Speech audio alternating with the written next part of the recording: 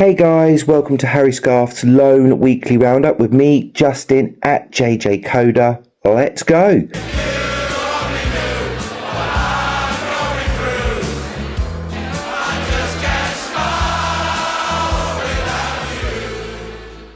First of all, Alfie Devine, who played the full game in Preston North End's 2-2 draw versus Watford, continues to be going really well down there. You would think either they would look to make it permanent or Spurs might get into a bidding war with other clubs to drive up the price. I just don't see him coming back to Tottenham. I think, wherever Tottenham may be, I'd be very surprised if he comes back, but who knows, but I doubt it.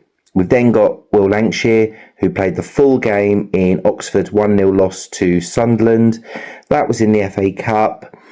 I think that was always going to be a tricky game for him, but the fact that he played the full game, whether he'll then play in the next Championship game, who knows.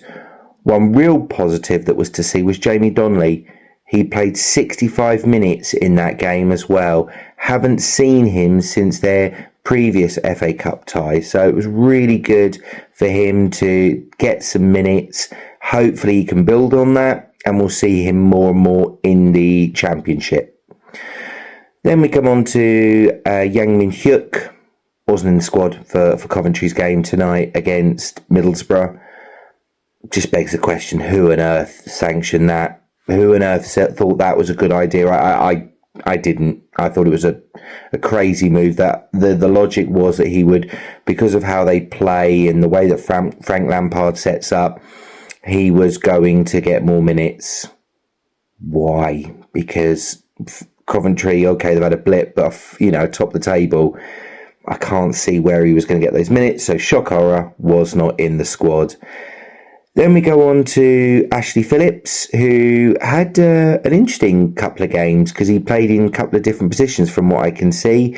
He was at centre-back and played the full game in their 1-0 loss to Charlton, and then played the full game. It looked as though he was at right-back for Stoke in their 2-1 loss versus Fulham. So, interesting to see with that, but continues to go well. Again, I'd be surprised if he makes it at Tottenham. I think we'll see him get a permanent transfer in the summer, probably to another Championship club, but who knows. We've then got Luka Vuskovic, who, is one of the reasons I think that we'll see Ashley Phillips struggle, because he played the full game in their 3-2 win against Union Berlin. Just flying, absolutely flying, has scored ridiculous goals, been, rookie of the month, really, really going well. He has to come back. I know there's talk he won't, but he has to come back with regards to that. Then we've got Manor Solomon, and this loan seems to be really picking up pace as well. He had a difficult loan with Villarreal, but he's gone to Fiorentina. He's played the full game, and they got a win against Como. And when you consider where Fiorentina were before he and a certain Mr. Paratici walked through the door, they were rock bottom. They couldn't buy a win. Now they're getting wins left, right and centre. I can't see how that move does not get made permanent, to be fair. So that'll be a bit more business in for Tottenham, and hopefully will help with the coffers, whichever league we're in at that point. Moving on, we've then got Mikey Moore, who played 88 minutes in Rangers' 4-2 win against Hearts. Big result for them. Hearts are flying top of the table. You saw previous to that, the Celtic had nicked a win against Kilmarnock. This was a game where they had to keep that momentum going. They did so. And Mikey Moore is just integral to that. So I think that has been a really good loan and hopefully can be built on from there. So we'll have to wait and see. We've then got Kota Takai. And I'm hoping with this one it's a little bit of rust, because he played the full game in their 3-0 loss to Eintracht Frankfurt. He's been in and out of the team. I think he's trying to adapt. We'll have to wait and see, but I'd be surprised if he doesn't get another loan in the summer.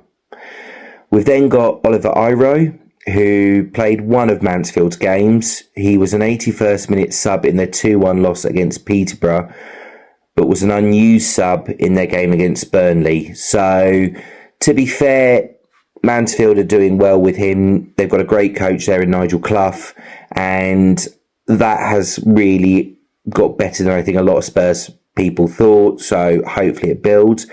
But more importantly, we saw George Abbott, an 84th minute sub, and he scored in the same game at Peterborough. He wasn't in the squad for the Burnley game, but good to see him back on the pitch. Hopefully we'll have a good end to the season, and who knows, he could build himself up. He had a great loan last year at Notts County, stuttered one with Wickham but due to injuries, but now hopefully going to get more minutes with Mansfield and can build on that, fingers crossed.